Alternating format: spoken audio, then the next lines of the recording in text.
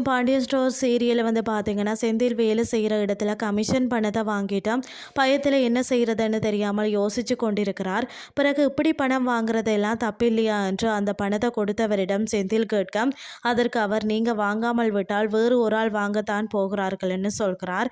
அதனை அடுத்து மீனாவோட அப்பா செந்திலுக்கு போன் எடுத்து, பரவாயில்லை மாப்பிள்ள, நான் நினைச்சதை விட வேலைக்கு வந்து வேலையை முடிச்சு கொடுத்துட்டீங்க என்று சொல்கிறார். அதற்கு செந்தில், அவர் கமிஷன் பணத்தை வச்ச உடனே எனக்கு ஒரு மாதிரி ஆகிட்டுன்னு சொல்கிறார். பிறகு மீனா அப்பா, இப்படியெல்லாம் வந்து சம்பாதித்தால் தான் வீடு காரெல்லாம் வாங்கலாம் என்று சொல்கிறார். அதனை அடுத்து வீட்டுக்கு வந்த செந்திலை பார்த்த மீனா, என்ன ஒரு மாதிரி இருக்கீங்க என்று கேட்கிறார். அதற்கு செந்தில் ஒன்றும் இல்லைன்னு சொல்கிறார். அதே நேரம் பார்த்து அங்கே மீனாவோட அப்பாவும் அம்மாவும் வந்து நிற்கிறார்கள்.